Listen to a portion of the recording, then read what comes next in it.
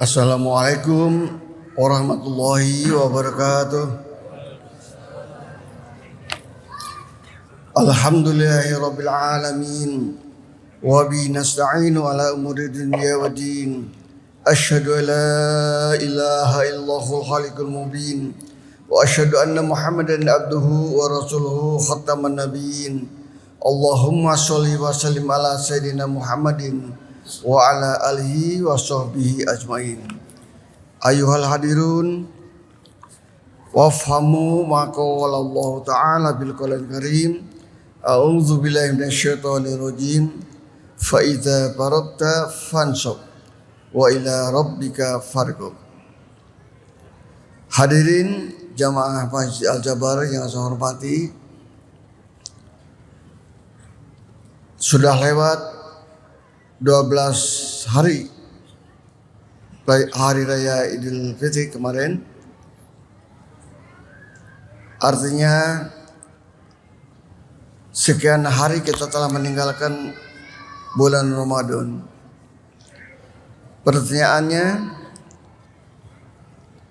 apa yang tersisa dari bulan Ramadan yang kita saum kemarin 29 hari, sholat malam 29 malam, belum lagi infak, sedekah, dan sholat sunnah lain, kira-kira membekas tidak untuk bulan Syawal ini? Mari kita cek bersama apa yang masih membekas hasil pelatihan, hasil training bulan Ramadan kemarin, sehingga tidak mubazir kita melaksanakan ibadah karena tidak lanjut. Saya mencatat ada beberapa hal yang bisa kita lanjutkan hasil training tersebut, yang tentunya sebagai implementasi dari hasil pelatihan bulan Ramadan. Yang pertama, coba dijawab dengan hati yang paling dalam. Tempat apa yang paling ramai pada bulan Ramadan bagi umat Islam?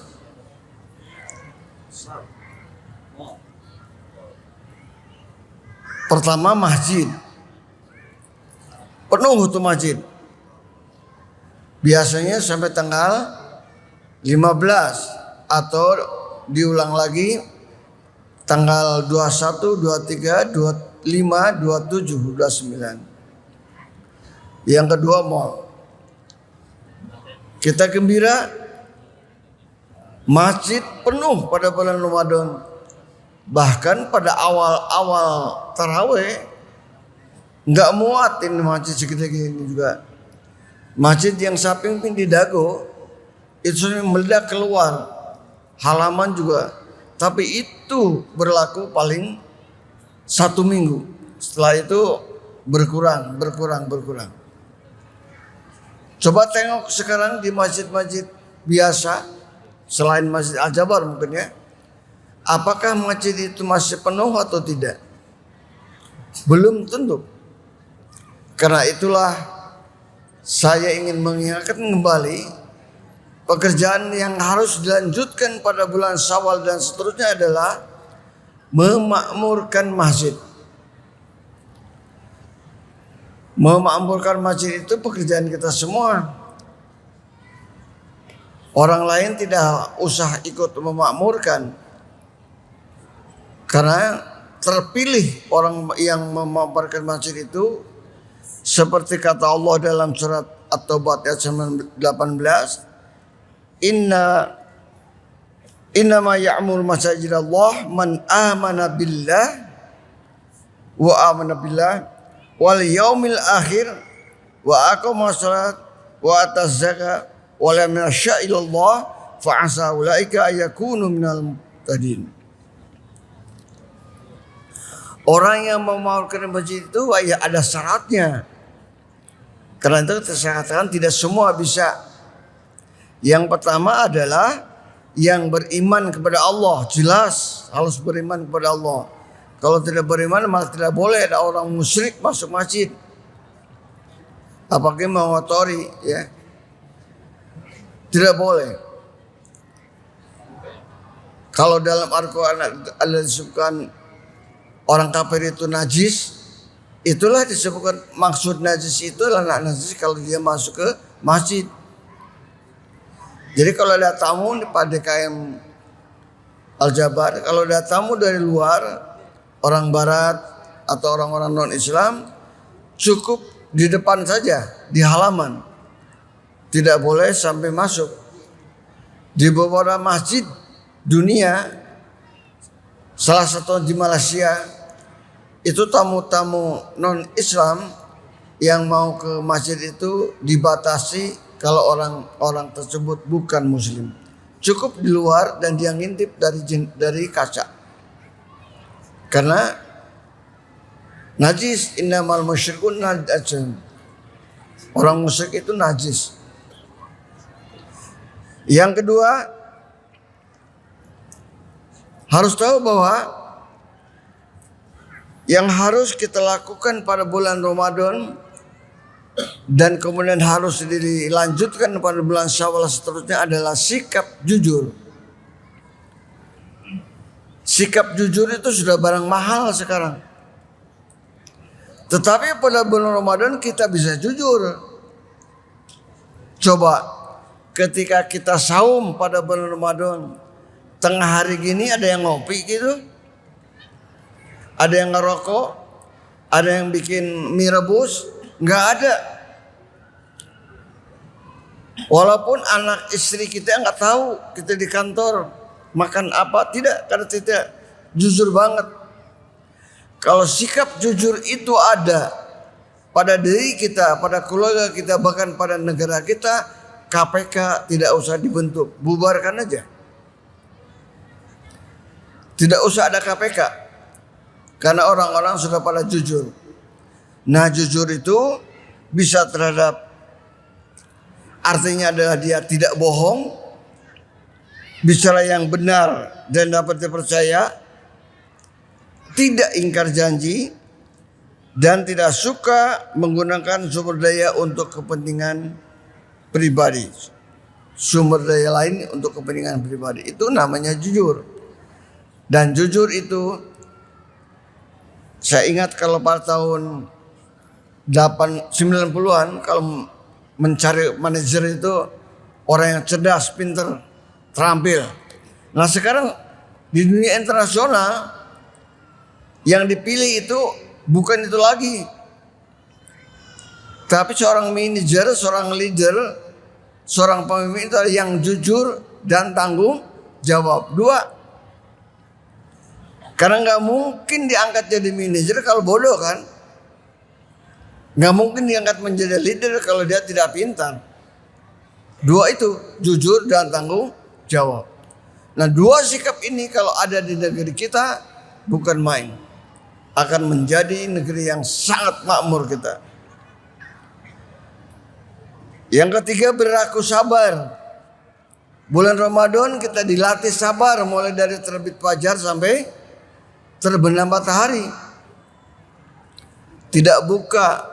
Anak kecil, anak-anak kita yang usia di bawah 5 tahun belajar saum mungkin sampai duhur, tapi jam 9 ngerengek minta makan. Ibunya bilang, sabar ya nak, 2 jam lagi. Sabar ya. Nah kita juga gitu kan, belajar bersabar menunggu waktu maghrib. Dan kita bisa 29 hari loh sabarnya itu. Nah kalau 29 hari itu kemudian sebulan itu bisa, mestinya sabar itu bisa juga dibawa pada bulan-bulan Syawal dan sekarang.